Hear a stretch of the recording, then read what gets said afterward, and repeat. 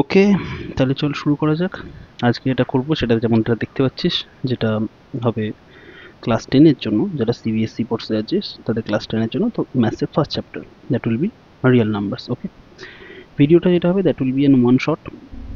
One shot বলতে এমন একটা ভিডিও যাতে তোরটা যে চ্যাপ্টারটা আছে তার থিওরিটা পুরোটা কভার হয়ে যাবে, অ্যান্ড এক্সপ্লেনেশন যা থাকবে বেঙ্গলিতে থাকবে। অবভিয়াসলি টার্মিনোলজিস যেগুলো থাকবে সেগুলো ইংলিশে থাকবে, বাট আমার যে বোঝানোটা হবে সেটা আমি বেঙ্গলিতে করবো। ওকে, যেমনটা বলে রেখে দেবো, আর আমি যে এই যে পিডিএফটাতে কাজ করছি না, এই পিডিএফটা কোথায় পাবি? টেলিগ্রাম চ্যানেলে পেয়ে যাবি। এক তো এখান থেকে পেতে পারিস, আর একটা কোথায় পেতে পারিস, যারা খালি পিডিএফটা দেখছিস, যারা ইউটিউব ভিডিও দেখছিস তারা তো এটাকে ডেসক্রিপশন বক্সে পেয়েই যাবি লিঙ্ক, ডিরেক্ট লিঙ্ক, সেখান থেকে গিয়ে তোরা এটাকে জয়েন করতে পারিস। যারা কোনোভাবে এই পিডিএফটা পেয়েছিস তারা এই লিঙ্কটাতে ব্রাউজারে লিখে এন্টার মারিস, তো ডাইরেক্ট চ্যানেলে ঢুকে যাবি এবং সেখানে গিয়ে ক্লাস 10 রিয়েল নাম্বারস বলে যদি সার্চ করিস তাহলে এই পিডিএফটা পেয়ে যাবি। চল শুরু করা যাক। মোটামুটি 1 ঘন্টার ক্লাস হবে 1 ঘন্টার কাছাকাছি ক্লাস হবে। তার মধ্যে পুরো চ্যাপ্টারের যে পুরো যে টপিকটা আছে, পুরো যে চ্যাপ্টারটা আছে সেটাকে কভার করার চেষ্টা করবো।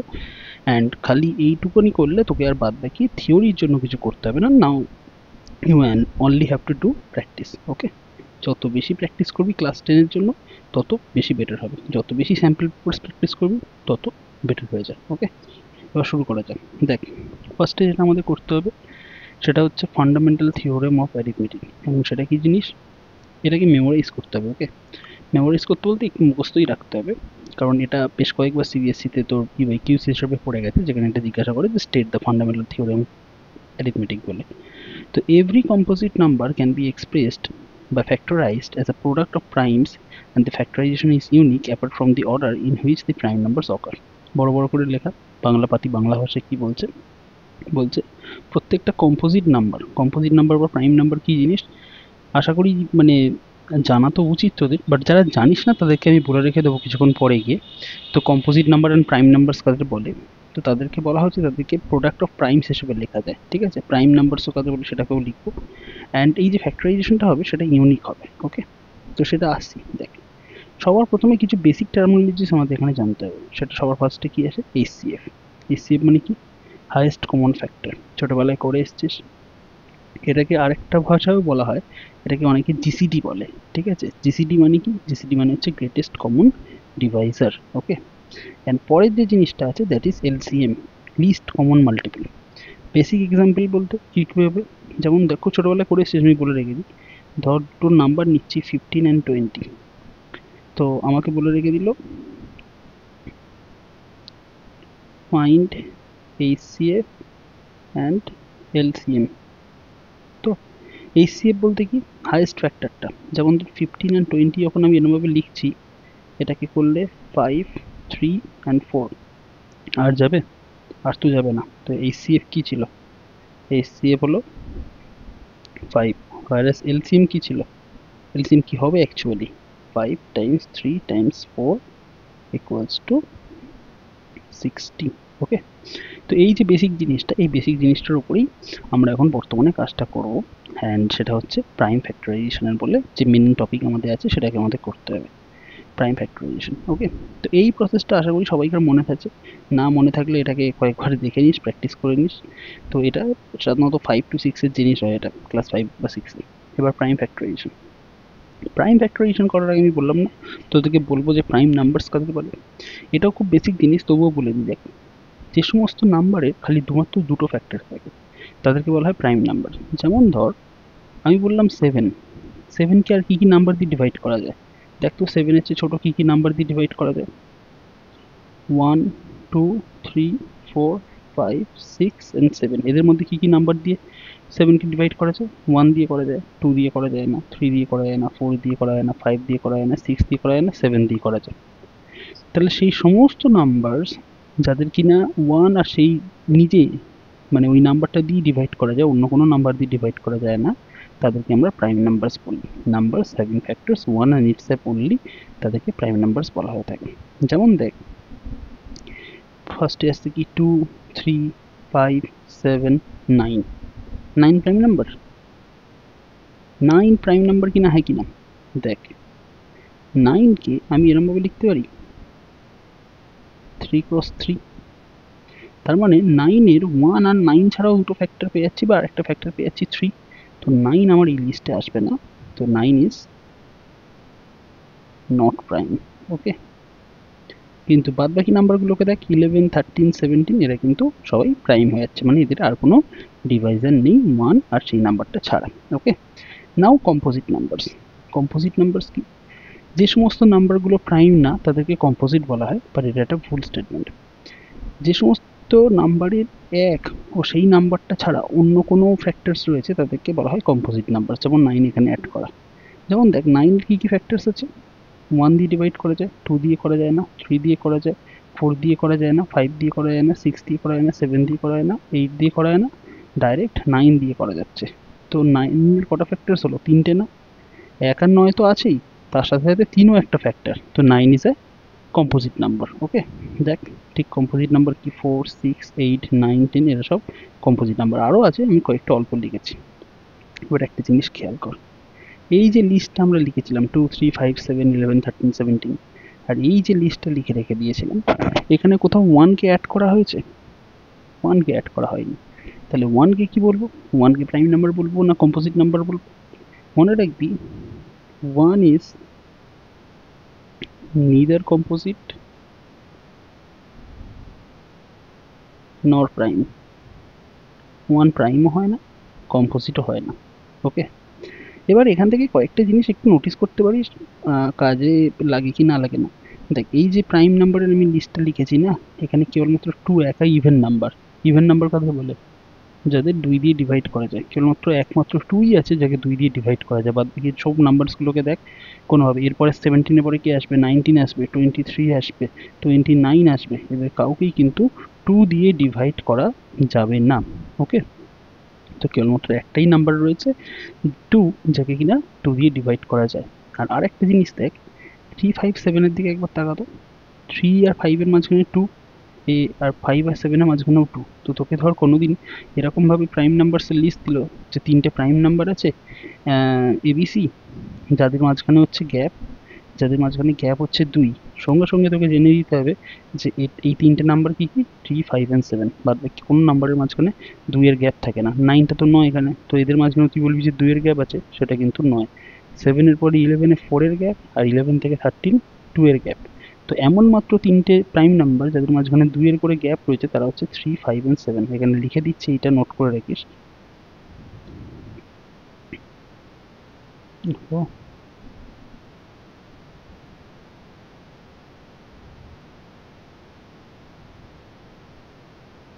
2 is the smallest prime number.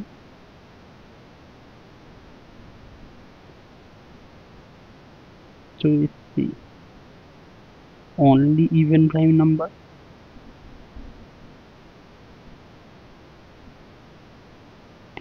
আর আরেকটা কি আছে?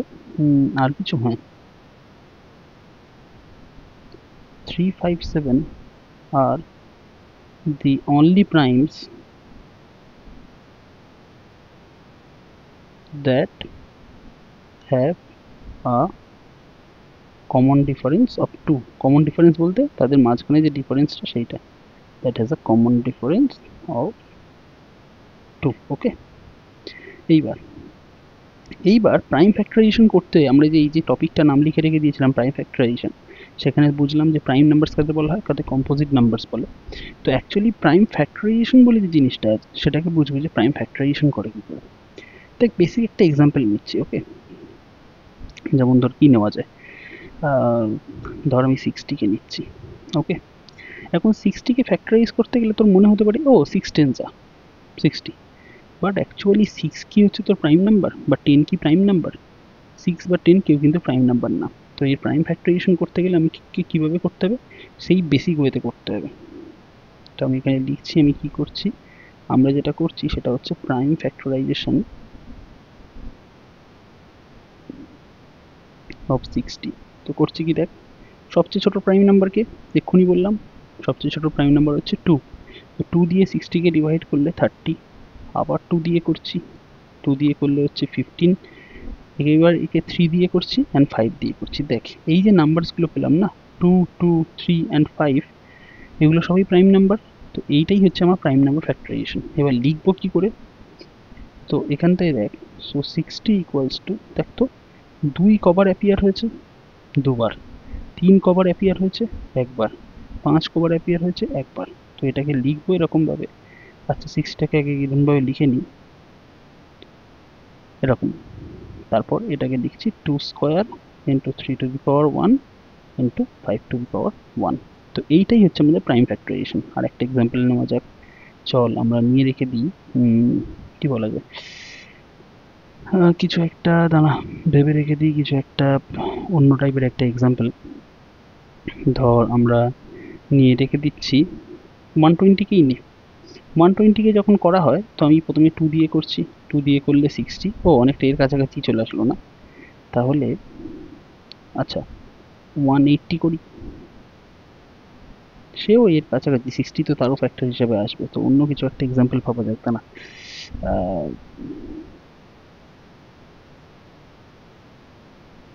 অন্য কি এক্সাম্পল দেওয়া যায়? 150, 150, yeah, 150 will be better. 150কে করি, 2 দিয়ে করছি। আচ্ছা 150 ইজি যেটা যায় সেটা হচ্ছে 5 দিয়ে। ওকে, 530, আবার 5 দিয়ে করছি 6, 2 দিয়ে করছি 3। ওকে, এটা সব প্রাইম নাম্বার এসে গেল, 5, 5, 2 অ্যান্ড 3। তাহলে 150 প্রাইম ফ্যাক্টরাইজেশন কি হবে? 2 আসছে একবার, 3 আসছে একবার, 5 আসছে দুবার। That's it. ওকে, আচ্ছা। ও তোদেরকে এখানে একটা জিনিস বোঝানো হয়নি, সেটা এখানে আছে কি, দাঁড়া 1 মিনিট হোল্ড কর। হ্যাঁ এইখানটাতে আছে, এইচসিএফ এন্ড এলসিএম কি করে ক্যালকুলেট করতে হয় সেই জিনিসটার উপরেও তোদেরকে কিছু একটা বলতে হবে। আচ্ছা এই জিনিসটা তার আগে দেখ, বলে রেখে দিয়েছে যে এই যে প্রাইম ফ্যাক্টরাইজেশন যেটা আমরা করে যাচ্ছি না, সেটা একটা ন্যাচারাল নাম্বারের জন্য সবসময় ইউনিক হয়। মানে কেউ একটা এক ধরনের প্রাইম ফ্যাক্টরাইজেশন পেলো, অন্য আরেকজন আরেকটা ধরনের প্রাইম ফ্যাক্টরাইজেশন পাচ্ছে, তা কিন্তু না, সবাইকার জন্য এইটা কিন্তু সেম হবে। এইবার এখান থেকে দেখ লাস্টেটা বলে রেখে দিয়েছে অর্ডার অফ ফ্যাক্টরস ডিফারেন্ট হতে পারে। অর্ডার অফ ফ্যাক্টরস বলতে মানে ধর আমি এখানে লিখেছি 2 to the power 1 into 3 to the power 1 into 5 to the power 2। তো কেউ ধর এরকমভাবে লিখছে 5 to the power 2 into 2 to the power 1 into 3 to the power 1, একই জিনিস আগু পিছু করে লেখা। ঠিক তেমনি 3 to the power 1, 2 to the power 1, 5 square, কেউ এরকমভাবেও লিখতে পারে। তো সেও আগে পিছে করেই লিখেছে। তো এই অর্ডারটা মানে এই যে ফ্যাক্টরসগুলো আছে এদের অর্ডারটা চেঞ্জ হতে পারে, বাট আলটিমেটলি যে ফাইনাল রেজাল্টটা সেটা কিন্তু কখনো চেঞ্জ হবে না, সেটা ইউনিক হয়। ওকে, আচ্ছা এইবার এই কোশ্চেনটা খুব প্রচণ্ড পরিমাণে ইম্পর্টেন্ট। এইটা করার আগে 1 মিনিট হোল্ড কর। এই কোশ্চেনটা প্রচণ্ড ইম্পর্টেন্ট, এটা করার আগে আমাদের একটা করতে হবে, সেটা হচ্ছে মনে হয় আমার ওই স্লাইডটা অ্যাড করা হয়নি। ওয়েট, আমরা তাহলে এই এই কাজটা যখন করব, এই কাজগুলো যখন এইটা না, এই কাজগুলো যখন করব তখন বলে রেখে দেবো যে কীভাবে কাজটা করতে হবে। দেখ আচ্ছা, তো এইবার এই অঙ্কটাকে খুব ভালোভাবে দেখবি। বলে রেখে দিয়েছে যে check whether 6 to the power n can end with a digit 0 for every natural number n। বলছে দেখো 6-এর যেমন দেখ আমি এমনি বোঝাই অ্যান্সারটাকে কি বলে রেখে দিয়েছে। বলছে 6 টু দি পাওয়ার 1 কত হবে? 6। 6 এর স্কোয়ার কত হবে? 36। মানে 6 এর স্কোয়ার মানে কি? 6 টাইমস 6, তো দ্যাট ইজ 36। 6 কিউব মানে কি? 6 into 6 into 6, that means 6 6 36 and 6 216, এরকমভাবে। তো এইভাবে তো চলতেই থাকে, 6 to the power 4, 6 to the পাওয়ার 5। তো বলছে সে এমন কি কোনো এন আছে যার জন্য 6-এর মানে এর যে প্রোডাক্টটা শেষের দিকে গিয়ে 0 আসবে? এবার তুই বলবি সেটা আমি করে করে দেখবো, 1 2 3 4 5 6 7 8 9 10 সব করে করে দেখবো। বাট অ্যাকচুয়ালি ওরমভাবে করে না, এটা একটা শর্ট প্রসেস রয়েছে। কি শর্ট প্রসেস? দেখ আমি সবার প্রথমে এটা লিখছি, দেখ এই স্টেটমেন্টটা, if any number ends with 0 then it must be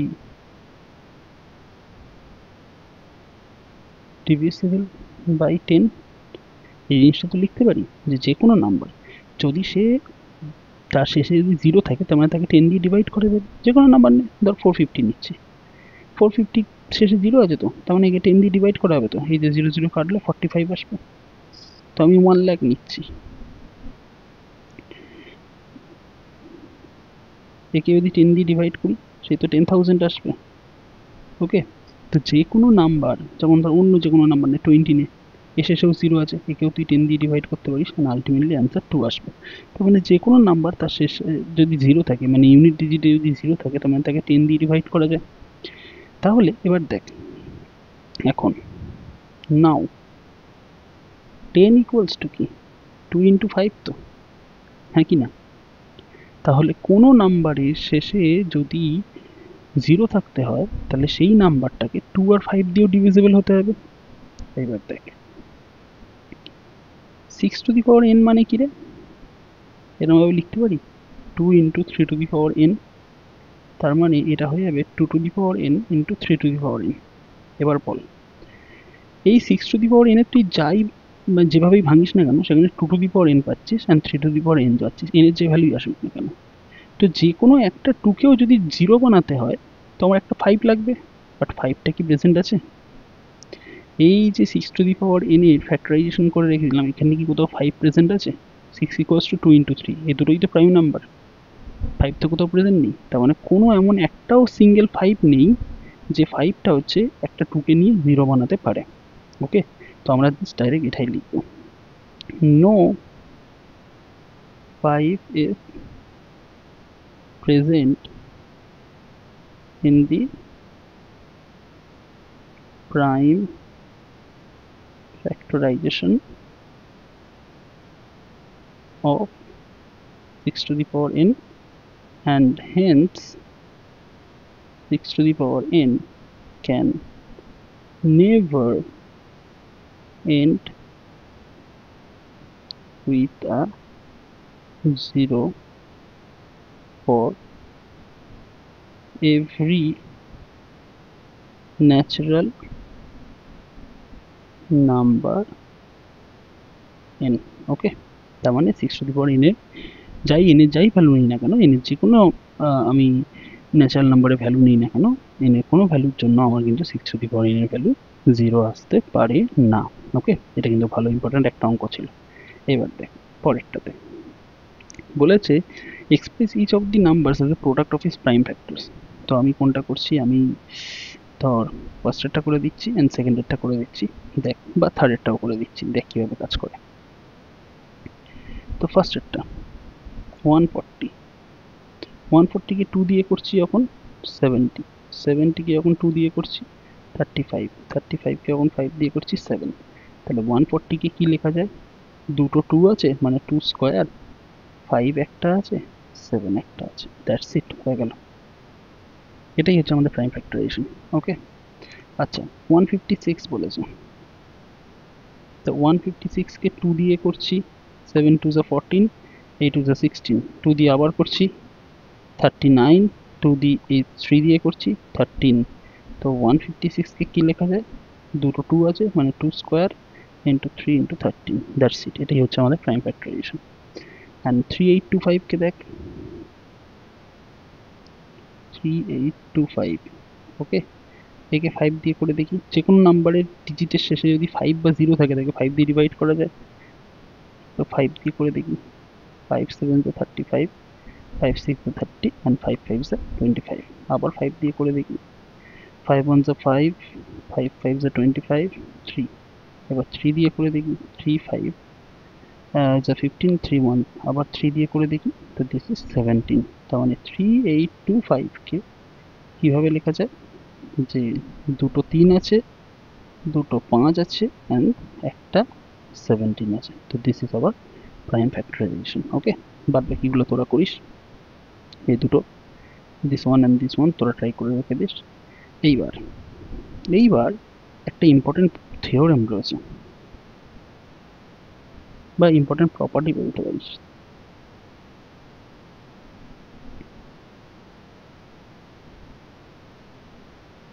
important প্রপার্টিটা কি,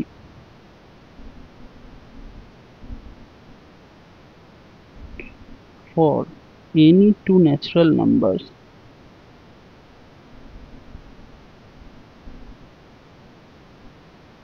a and b, তার দুটো ন্যাচারাল নাম্বার আছে a and b, তো তাদের HCF টাইমস LCM, মানে HCF কে LCM দিয়ে মাল্টিপ্লাই করব, কি পাবো জানিস?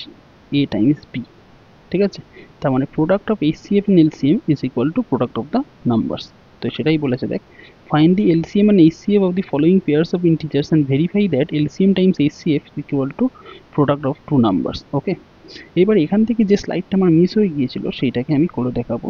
দেখ, আমি ফার্স্ট প্রবলেমটাকে করছি। ওকে, এই প্রবলেমটাকে সলভ করছি। তো LCM and HCF আমরা কী করে বার করবো? সেই ছোটোবেলার প্রসেসে 26 এরমভাবে লিখবো, 91 এরমভাবে লিখবো, দেখবো এটা 13 দিয়ে যাচ্ছে, 13 টু দ্য 26, 7 13 দ্য 91, না এইভাবে না, এইভাবে আমাদের এখন করলে হবে না, এইভাবে করলে মোস্ট প্রবলি মার্কস দেবে না। তো কীভাবে করবো দেখ, আমরা এইখানে রাফে করে নিবি। 26কে 2 দিয়ে করলে কত আসে? 13, আর যাবে? যাবে না। 91কে করে দেখ, 91কে 7 দিয়ে করলে আসছে 13, আর যাবে? যাবে না। ওকে, তাহলে 26 কি আসলো? 26 আসলে 2 to the power 1 into 13 to the power 1, আর 91 কি আসলো? 7 to the power 1 into 13 to the power 1। এইবার এখান থেকে তোদের ডাইরেক্ট HCF বার করতে হবে। ডাইরেক্ট HCF বলতে কি? দেখ, এদের দুজনের মধ্যে কমন কে আছে? তুই বলবি 13 টু দি পাওয়ার 1, এখানেও 13 টু দি পাওয়ার 1। আচ্ছা, এটা খুব বেসিক কেস হয়ে গেল, আর কোনো এই জিনিস নেই। তো এদের HCF কত আসবে? 13 টু দি পাওয়ার 1, 13। আমি পরের একটা কেস আসছি যেটা বোঝাতে চাইছি, সেটা বুঝতে পারবি। LCM কী হবে? LCM হবে যে প্রাইম নাম্বারগুলো পেয়েছিস তাদের হাইয়েস্ট যে ডিগ্রিটা, that will be our LCM। কী বলছি পরে আসছি। তো LCM আমার আসছে 2 to the power 1 into 7 to the power 1 into 13 to the power 1। এবার প্রশ্ন আসবে 13 টু দি পাওয়ার 1 একবার কেন লিখলাম? কারণ এটা দুবার প্রেজেন্ট আছে, তো দুবার লেখার আমার দরকার নেই, যে কোনো একবার আমরা লিখবো। তো দিস ইজ আওয়ার LCM। ওকে, এই পর্যন্ত ক্যালকুলেট করতে পারিস, বা এটাকে কেউ ক্যালকুলেট করে বা সিম্পলিফাই করতে পারিস, তা নাহলে এই পর্যন্ত রাখলেও অসুবিধা নেই। পরেরটাকে দেখ, 51092। ওকে, বুঝতে পারবি যে কী বলছিলাম অ্যাকচুয়ালি। 510, একে 5 দিয়ে করি 102, 2 দিয়ে করি 51, 3 দিয়ে করি 17। তো 510 তার মানে কি আসলো? 2 to the power 1, 3 to the power 1, 5 to the power 1 and 17 to the power 1, whereas 92 কে করা যাক। 2 দিয়ে করলে 46, 2 দিয়ে করলে 23, আর যাবে কি? 23 is a prime number। তো 92 কি আসছে? 2 square into 23 to the power 1। এইবার দেখ, এইবার ফার্স্ট যেটা ক্যালকুলেট হবে that is HCF। Okay, HCF বলতে কি? দুজনের মধ্যে যেটা কমন রয়েছে।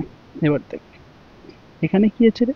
2 টু দি পাওয়ার 1, এখানে কি আছে? 2 টু দি পাওয়ার 2, বাদ বাকি কেউ কমন নেই। তো এইবার প্রশ্নটা হচ্ছে আমরা 2 টু দি পাওয়ার 1 নেব না 2 টু দি পাওয়ার 2 নেব? কোনটা নেব? দেখ, এবার একটা জিনিস বলি, এখানে 2 টু দি পাওয়ার 2 মানে কি রে? এখানে দুটো 2 আছে, আর এখানে 2 টু দি পাওয়ার 1 মানে কি রে? এখানে একটা 2 আছে। তাহলে কমন কে? যদি দুটো 2 কমন হয়, এই আরেকটা 2 জোগাড় করবে কোথা থেকে?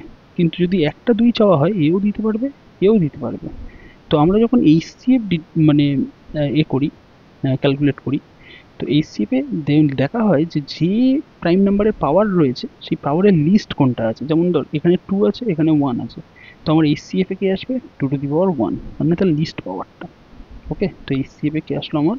2 to the power 1, that means 2। আর কেউ কমন আছে? আর কেউ কমন নেই। LCM-এ কি আসবে? এবার দেখ, 2 টু দি পাওয়ার 1 আছে আর 2 টু দি পাওয়ার 2 আছে, এদের মধ্যে কাকে নেব? দেখ, 2 টু দি পাওয়ার 2 বললে যেটা, এখানে দুটো 2 আছে, এখানে একটা 2 আছে, তো একটা 2 তো অলরেডি এর ভিতরে আছে না। তো LCM-এ আর এটাকে ইনক্লুড করার কোনো দরকার নেই। তো LCM-এ আমি খালি 2 স্কোয়ার লিখবো, মানে বেসিক্যালি বলতে গেলে যেটা হাইয়েস্ট পাওয়ার থাকবে সেই জিনিসটাকে লিখে নেবো। বাদ বাকি যারা আছে তাদেরকে সব পরপর বসিয়ে দিচ্ছি, মানে 3 to the power 1, 5 to the power 1, 17 two the power 1 and 23 two the power 1। Simplify করার দরকার নেই, দিস ইজ আওয়ার LCM। আচ্ছা, পরেরটা দেখ, পরেরটা দেখলে হয়তো আরেকটু ক্লিয়ার হবে। Number 3, 336 and 54। তো 336 কে করা যাক, 2 দিয়ে করছি 16, 168, আবার 2 দিয়ে করছি 84, আবার 2 দিয়ে করছি 42, আবার 2 দিয়ে করছি 21, 3 দিয়ে করছি 7।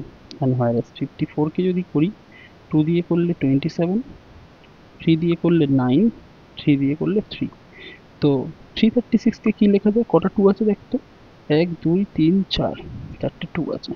তার মানে 336 equals to 2 to the power 4 into 3 to the power 1 into 7 to the power 1, যেহেতু 3 আর 7 একটা একটা করে ছিল। 54 এ দেখতো কি আছে, 54 এ একটা 2 আছে, বাদ বাকি তিনটে 3 আছে। তার মানে 54 এরকম ভাবে লেখা যাবে 2 to the power 1 into 3 to the power 3। এইবার আমাকে বল যে HCF কি আসবে। এখানেও 2 আছে, এখানেও 2 আছে, কিন্তু এখানে পাওয়ার 1, এখানে পাওয়ার 4। তো কত নেব, লিস্টটা, তার মানে পাওয়ার 1 বালা কেসটা। এখানেও 3 আছে, এখানেও 3 আছে, কিন্তু এখানে 3 একটা আছে, এখানে 3 তিনটে আছে। কোন কেসটা নেব, 3 to the power 1 এর কেসটা, মানে পাওয়ার লেস বালা কেসটা। তো 2 to the power 1 into 3 to the power 1 বলতে এলসিএম কত আসলো, এই এসিএফ কত আসলো আমার 6। ঠিক আছে, 7 নেব না, না এখানে 7 হচ্ছে 1 আছে, বাট এখানে 7 নেই। তো সেই নেও বলে 0 আছে, তো 7 to the power 0 মানে 1। তো নিতেও পারিস, নাও নিতে পারিস, এটাকে ইগনোর মারা হয়। এবার এলসিএম, এলসিএম কি আসবে, এখানে 2 to the power 4 আছে, এখানে 2 to the power 1 আছে। এই সিএফ এর বেলা যেমন লিস্টটা নিয়েছিলাম, এলসিএম এর বেলা নেব হাইয়েস্টটা, তার মানে 2 to the power 4, 3 to the power 1, 3 to the power 3, তো highest K 3 to the power 3 নিয়ে নিলাম। অ্যান্ড আর বাদ বাকি কে পড়ে আছে 7 to the power 1, তো তাকেও ইনক্লুড করে নিলাম। তো দিস ইজ আওয়ার এলসিএম। ওকে, যারা বুঝতে পারিসনি তারা ভিডিওটাকে আরটু মানে রিওয়াইন্ড করে দেখিস, জিনিসটা ক্লিয়ার হয়ে যাবে। আর যদি তাও না বুঝতে পারিস তাহলে আমাকে কমেন্ট বক্সে জানাস বা টেলিগ্রামের ডিসকাশন গ্রুপে জানিয়ে রেখে দিস, আমি আবার ভিডিওটাকে ক্লিয়ার করিয়ে দেবো। ওকে, এইবার তো ওই পার্টটা শেষ হলো। ওই পার্টটা শেষ হওয়ার পর তার মধ্যে কিন্তু এই অঙ্কটা খুব ইম্পর্টেন্ট ছিল রে, বারবার বলে রেখে দিচ্ছি এইটা, যে এই যে চেক হয়ে দেওয়ার হচ্ছে তোর 6 to the power n can end with a 0 for any natural number n। ওকে, এটা পরীক্ষা আসতেও পারে। এবার ইম্পর্টেন্ট থিওরেম বলতে দেখ, একটা থিওরেম আছে যেটাকে মুখস্থ করতে হবে না, এমনি যে স্টেটমেন্টে জেনে রাখ। ধরলাম পি একটা প্রাইম নাম্বার। ওকে, এবার স্টেটমেন্টটা বলে যদি পি এ স্কোয়ারকে ডিভাইড করে তাহলে পি একেও ডিভাইড করবে, হয় এ ইজ এ পজিটিভ ইন্টিজার। যেমন ধর আমি বলছি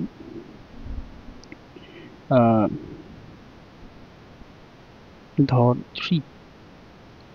3 হচ্ছে 81 কে ডিভাইড করে। তো এখন 81 মানে কি, 9 স্কোয়ার তাকে 3 ডিভাইড করে। তো আমার স্টেটমেন্ট বলছে যে তাহলে 3 9কেও ডিভাইড করবে।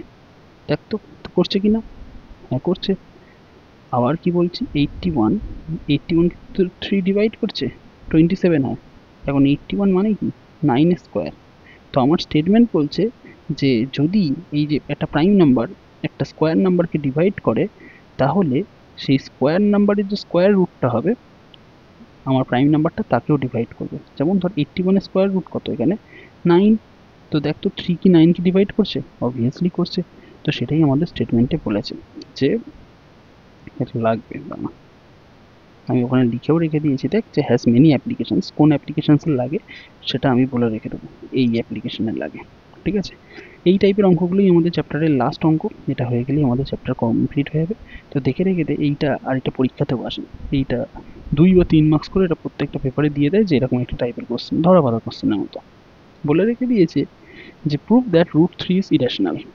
এবার র্যাশনাল আর ইরেশনাল কাকে বলা হয় সেই জিনিসটা একটু বুঝিয়ে রেখে দিই। দেখ র্যাশনাল নাম্বারের ডেফিনেশনটা লিখছি, দেখ ছোটবেলায় পড়েছিস হয়তো, বাট যারা ভুলে গেছিস তাদের জন্য। র্যাশনাল নাম্বার যদি একান্তই ভুলে গিয়ে থাকিস তাহলে দেখবি ক্লাস 7 বা 8-এর একটা ভিডিও বানানো আছে র্যাশনাল নাম্বারস বলে, এই চ্যানেলেই। তো সেখানে গিয়ে দেখে নিস র্যাশনাল নাম্বার কি, ডেফিনেশন শুনে দেখ। A rational number is such a number which can be written in the form p by q where p comma q are integers and q not equals to 0, এটাই হচ্ছে rational নাম্বারের actual definition. এইবার এখানে কয়েকজন খটকা লাগতে পারে যে কোথায় গেল রে, ইন্টিজার্স কি জিনিস বা এরকম টাইপের। তো যদি একান্তই না জানিস, দেখ না জানাটা মানে অ্যাকচুয়ালি ভুলই। হ্যাঁ, তখন ক্লাস 7-8-এ ফাঁকি না মেরে আসলে হচ্ছে তোর এইটা বুঝতে পারতিস। বাট যদি একান্তই ভুল হয়ে থাকে তো তার সলিউশন কি নেই? হ্যাঁ, সলিউশনও আছে। ক্লাস 8-এর ভিডিওতে গিয়ে দেখবি ওদেরও রেশনাল নাম্বারস বলে একটা চ্যাপ্টার করানো আছে, ফার্স্ট চ্যাপ্টার ইন পেন ওদের বইয়ের। তো ওই রেশনাল নাম্বারসের ভিডিওটা একবার দেখে নিস, তো বুঝতে পেরে যাবি যে ইন্টিজার্স কাদের বলা হয়, এমনকি বাদ বাকি যে আমি ন্যাচারাল নাম্বারের কথা বলছিলাম বা রিয়েল নাম্বারের কথা বলছিলাম সেটাও বুঝে যাবি। এবার দেখ, মোটামুটি রেশনাল নাম্বারস কাদের বলা হয়, যাদের পাতি বাংলা ভাষায় ফ্র্যাকশন হিসেবে লেখা যাবে। যেমন ধর 2 কি রেশনাল নাম্বার? হ্যাঁ, rational number, because 2 equals to 2/1 fraction হিসেবে লিখছি। যদি দেখ আমি এই যে বললাম না যে রেশনাল নাম্বার কারা, যাদেরকে ফ্র্যাকশন হিসেবে লেখা হবে, এটা কিন্তু পুরোপুরি সঠিক স্টেটমেন্ট না। তো অ্যাকচুয়ালি কেন নয় সেটা কিন্তু ওই ভিডিওতে গিয়ে তবে জানতে পারবি। 0 কি রেশনাল নাম্বার? হ্যাঁ, 0 ইকুয়ালস টু 0/1। এইবার আমাকে বল √2 কি রেশনাল নাম্বার? তুই বলবি হ্যাঁ হ্যাঁ রেশনাল নাম্বার, কেন হবে না, যে √2/1 হবে, তাহলে এটাও রেশনাল নাম্বার। কিন্তু আমি বলেছিলাম দেখ যে রেশনাল নাম্বার তারা যাদেরকে p/q মানে ফ্র্যাকশনে লেখা যায়, p/q মাস্ট বি ইন্টিজার্স। তো √2 কিন্তু একটা ইন্টিজার নয়। ইন্টিজার কাদের বলা হয় ভিডিওতে গিয়ে দেখে নিস, একবার রেশনাল নাম্বারের ভিডিওটাতে গিয়ে দেখে নিস যে ইন্টিজার কাদের বলা হয়। ওকে, ইন্টিজার সাধারণত বলা হয় যে 0 +-1 +-2 +-3 এরমভাবে পরপর চলতে থাকছে, এদেরকে ইন্টিজার বলা হয়।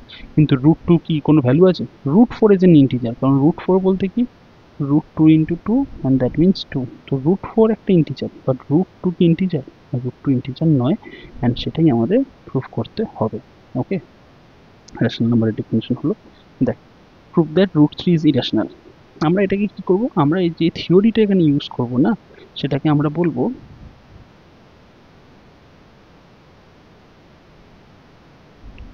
Contradiction theory.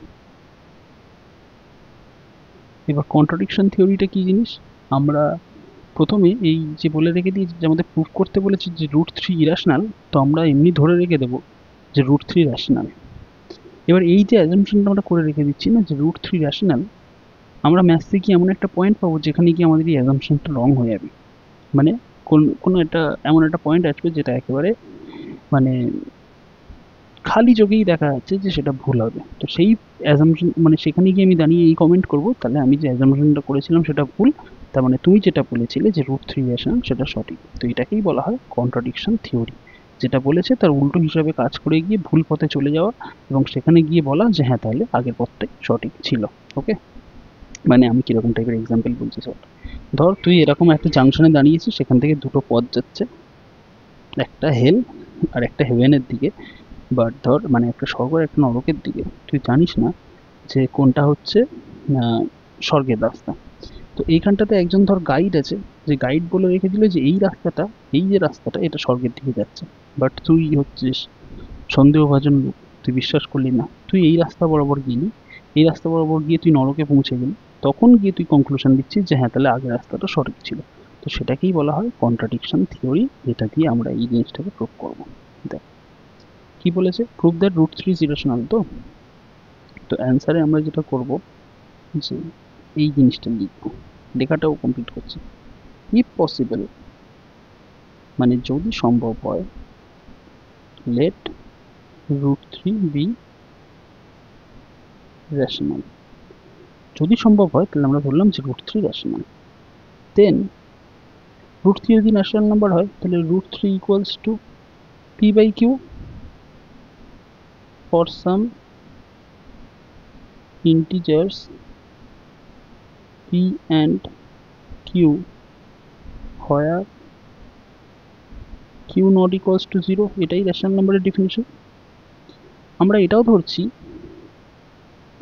Also let HCF of PQ equals to 1, মানে PQ কে হচ্ছে HCF 1, মানে PQ হচ্ছে মানে বলা হয় যেটা prime to with respect to prime, যেটা অ্যাকচুয়ালি তো সেরকম টাইপের নাম্বার, মানে পি আর কিউ এর মধ্যে কোনো কমন কোনো ব্যাপার নেই, পি আর কিউকে বলা হয় রিলেটিভ প্রাইম বা এরকম টাইপের। এবার দেখ এই ইকুয়েশনটাকে ফলো কর।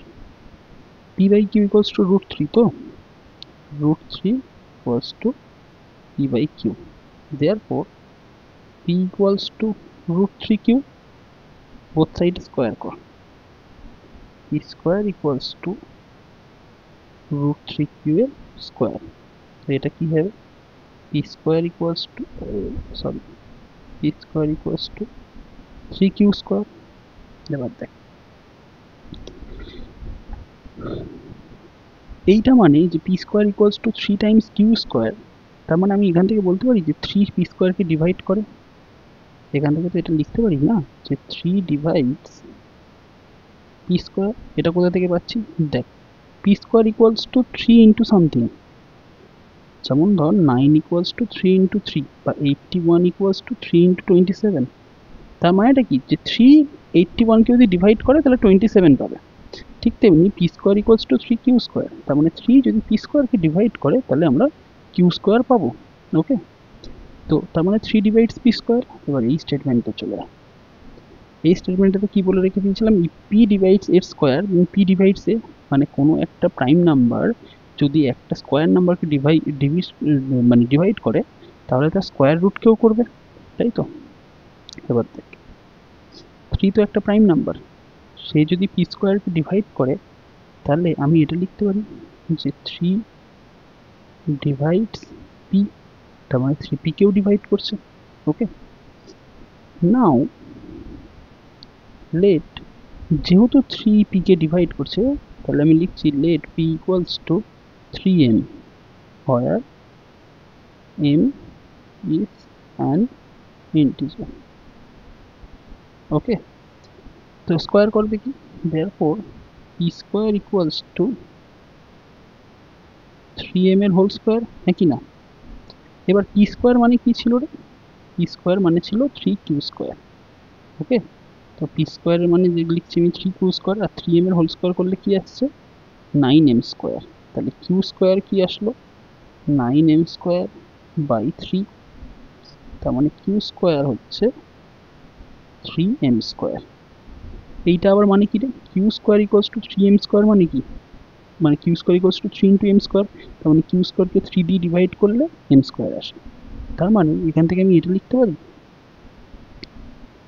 3 ডিভাইডস q স্কোয়ার। আর এটা মানে আবার এটাও লেখা যায় যে 3 ডিভাইডস কিউ। এইবার দাঁড়া, একটা পেজ অ্যাড করে নিই।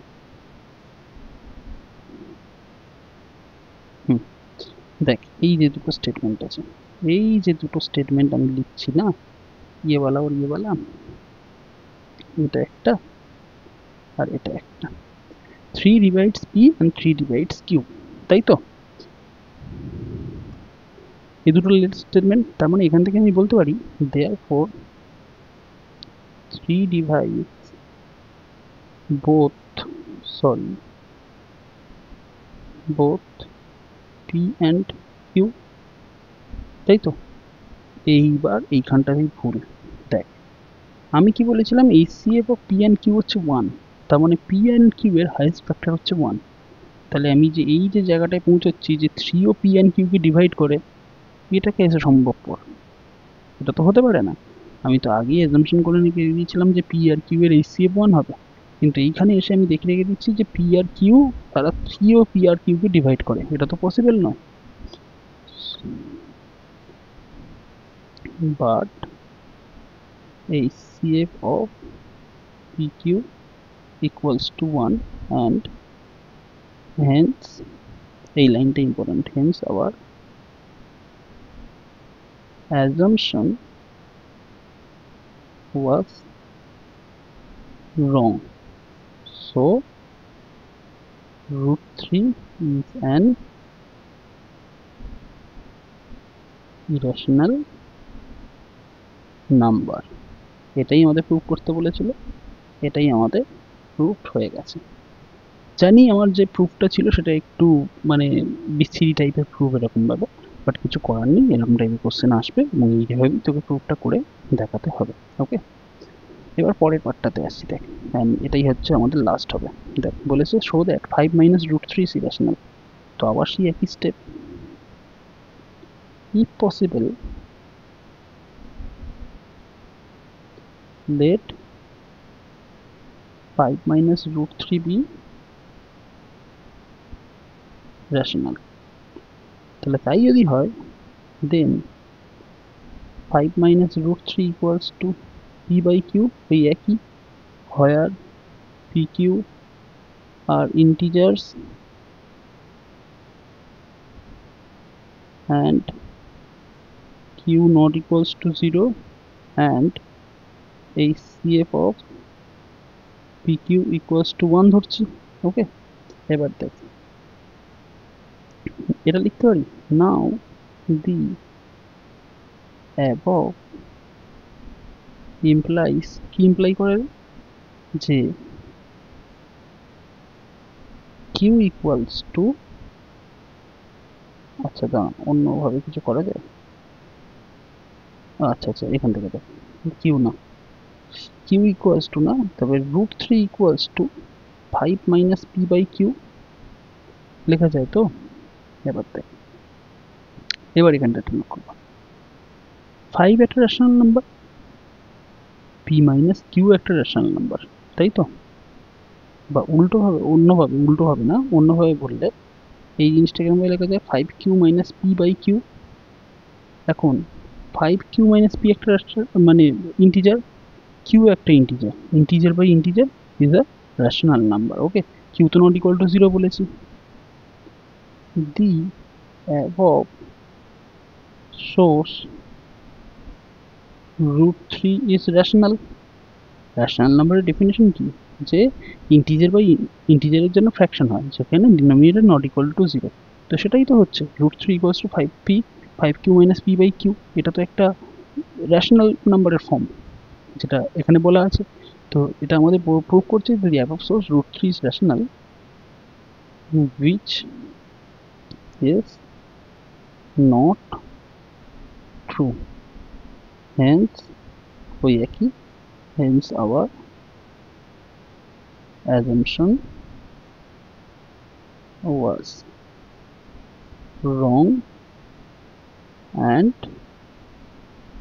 5 minus root 3 is irrational। এটাই আমাদের প্রুভ করতে বলেছিল।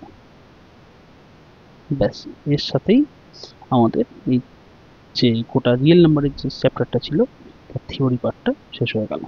দেখ, রিয়েল নাম্বারে এইচসিএফ বা এলসিএম বার করার ব্যাপারটা এটা একটা ইজি জায়গা আছে, খালি তোকে যে জায়গাটাতে খাটতে হয় সেটা হচ্ছে এই জায়গাটাতে, পুরো জায়গাটা যেটা সবচেয়ে টাফ পার্ট বলিস সেটা হচ্ছে এই জায়গাটা। তো এই জায়গার অঙ্কগুলো আরও বেশি পরিমাণে প্র্যাকটিস করিস, তোরা এনসিআরটিতে খালি ফলো করিস না, এনসিআরটি তো করবি অবশ্যই করবি, তার সাথে যদি পারিস তো আরএস আগরওয়ালেতেও হয়তো এরকম কিছু টাইপের প্রবলেম দেওয়া থাকবে, সেগুলোকে একটু সলভ করিস, অ্যান্ড যত বেশি স্যাম্পলের উপর সলভ করবি তত মার্কস পাওয়ার চান্সটা থাকে। তো চল আজকে ক্লাস এখানেই অফ করে রেখে দিচ্ছি। কারো যদি কোথাও ডাউট থাকে তাহলে সে আমাকে কমেন্ট বক্সে জিজ্ঞাসা করিস, বা আমি কিন্তু এই মেথডটাকে প্রেফার করি না, আমি বলবো যে টেলিগ্রাম চ্যানেলের একটা ডিসকাশন গ্রুপ রয়েছে, দেখবি সেম নেমে একটা ডিসকাশন গ্রুপ আছে। ওকে, তো ডিসকাশন গ্রুপটাতে গিয়ে ছবি তুলে নিয়ে সেই কোশ্চেনটাকে আস্ক করে রেখে দিস, সেটার অ্যান্সার আমি দিয়ে রেখে দেবো। ওকে, বারবার বলে রেখে দিচ্ছি, এই যে পিডিএফটা আছে সেই পিডিএফটা টেলিগ্রাম চ্যানেলে পেয়ে যাবি। অ্যান্ড আর একটা জিনিস যেটা, যে যদি তোদের দেখা যায় যে তোরা টেনে উঠেছিস, টাইম ম্যানেজমেন্টে একটা অসুবিধা হয়ে যাচ্ছে, তখন তোদেরকে আমি বারবার বলি যে পোমোডোরো টেকনিক ইউজ করে পড়াশোনা করা। তো what is this pomodoro technique, তার ভিডিও কিছুক্ষণ পরেই হচ্ছে তোর এইখানটা শো হতে শুরু করবে, লেফট সাইড বা রাইট সাইডে যে কোনো একটা জায়গাতে শো হতে শুরু করে রেখে দেবে, ওখানে ক্লিক করে পোমোডোরো মেথডটা একবার দেখে নিস। তো চল, থ্যাংক ইউ এতক্ষণ পর্যন্ত ক্লাসে ছিলিস, বাই, পরে দেখা হচ্ছে নেক্সট ক্লাসে। ওকে।